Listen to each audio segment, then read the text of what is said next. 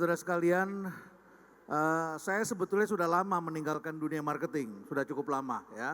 Karena saya lihat Pak Hermawan ini sudah sangat menguasai dan saya kira marketing ini udah bagus lah di tangan Pak Hermawan ya. Jadi tahun 2004 saya itu kan bikin buku Change. Jadi saya sudah masuk ke dunia strategic management dan corporate management, saya lari ke sana ya. Nah, pada waktu tahun 2004 itu kita bikin Change. Tahun 2015, Gramedia minta agar direvisi bukunya. Karena contoh-contohnya sudah tidak relevan.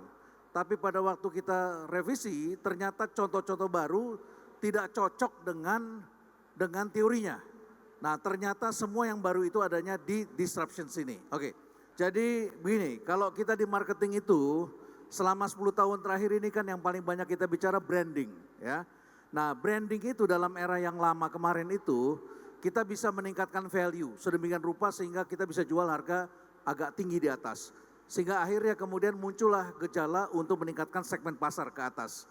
Nah, pada segmen pasar ke atas itulah muncul brand yang sangat kuat di sana dan kita bisa charge lebih mahal.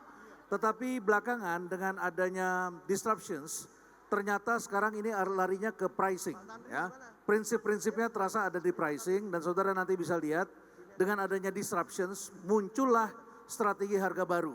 Mungkin kalau saya bisa tunjukkan pada saudara-saudara, karena ini tempatnya agak luas, saya mau tunjukin pakai ini aja Pak Hermawan ya.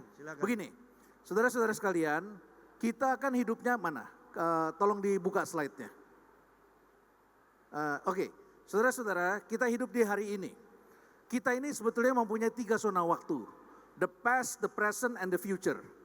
Prinsip yang pertama, ketika kita bicara disruptions, kita tidak bicara sekedar the present. Tapi kita bicara, coba next, the future.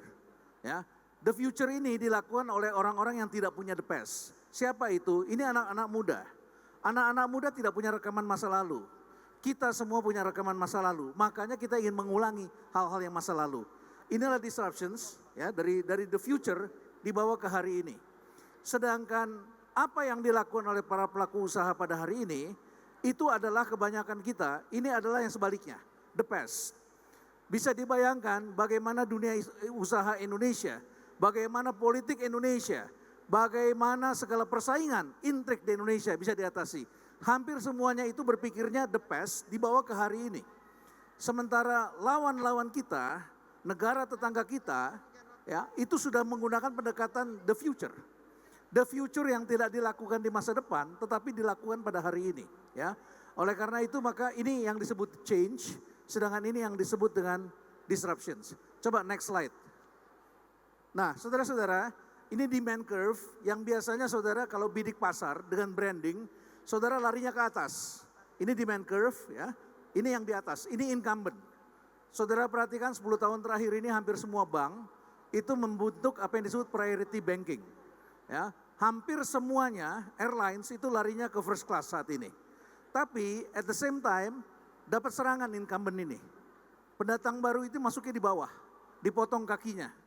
Anda lihat ini sekarang ada low cost carrier ya, dengan adanya inovasi di bidang bahan bakar di Amerika, sekarang pusat energi dunia itu adanya di Amerika yang mempunyai shale gas dan shale oil itu. Maka harga menjadi turun di sini. Dan akibatnya batu bara turun, pupuk turun, ya, semen turun dan lain sebagainya. Ini sampai ke bawah ke sini. Nah, kemudian juga kita lihat dengan adanya fintech, saudara bisa lihat fintech itu mengakibatkan banyak bank yang rontok nantinya. Karena bank itu mempunyai cost yang sangat tinggi sekali. Yang sudah mulai rontok di Indonesia ini ada 2 saat ini. Satu itu adalah transportasi. Ya, ini pun sulit karena banyak pelaku yang ingin mempertahankan cara the past tadi. Dan yang kedua, yang sudah mulai rontok juga bidangnya yang ditangani Pak Arief, hotel. Ya, hotel ini berbahaya kalau tidak paham apa yang terjadi. Karena jumlah wisatawan itu sangat meningkat pesat, tetapi mereka tidak menginap di hotel-hotel yang ada, mereka nginapnya di rumah-rumah penduduk, ya, pakai Airbnb, couchsurfing dan sebagainya. Dan yang pergi keliling dunia itu adalah kaum muda. Kira-kira begitu Pak Hermawan. Ya. Kalau boleh saya putar satu video kecil, silakan, 1 menit. Silakan. Ya. Saya akan tunjukkan pada Anda ini cara berpikir lama. Video ini ditemukan 100 tahun Antartika. Ya. Ini adalah racing untuk menempatkan bendera pertama kali di Antartika, di Kutub Selatan, yang diperebutkan finalnya dua bangsa antara Inggris yang dipimpin oleh Robert Scott dan ini adalah Norway dipimpin oleh Amundsen. Kita lihat videonya, nanti saya jelaskan pada Anda. Ini videonya. Ini Scott Robinson, ya, Robert Scott. Dia melalui rute ini ke sana. Dia adalah Navy. Dia berangkat, dia membawa kuda karena tentara angkatan laut biasa membawa kuda, ya, ketika masuk ke daratan. Ya, mereka bawa kuda. Akibatnya kudanya tidak bisa jalan di es dan kemudian akhirnya mereka harus menarik barangnya sendiri. Sebaliknya Norway tidak mempunyai pengalaman. Dan akhirnya Norway kemudian belajar sendiri, mereka pergi ke Iceland dan menemukan ternyata bisa bawa anjing. Ini adalah anjing husky dan akhirnya mereka lah yang berhasil menancapkan bendera ke sana karena anjing husky itu yang menarik mereka. Yang menyebabkan mereka gagal adalah karena rekaman masa lalu di mana setiap kali berperang mereka membawa kuda. Sehingga akibatnya ketika ke Kutub Selatan mereka pikir bahwa kuda juga akan aman. Ya, ini diperbarui dengan membawa anjing husky. Yang kedua, tentara Inggris itu punya tradisi ketika mereka pergi, itu komandannya dikasih tenda terpisah. Karena di tenda terpisah, maka akibatnya mereka tidak tahu apa yang ada terjadi di lapangan. Sedangkan Amundsen di sisi lain itu mengetahui apa yang terjadi di lapangan karena mereka tinggal bersama-sama dengan timnya. Saya kira ini gambaran bahwa kita tidak bisa mengulangi masa lalu ke hari ini.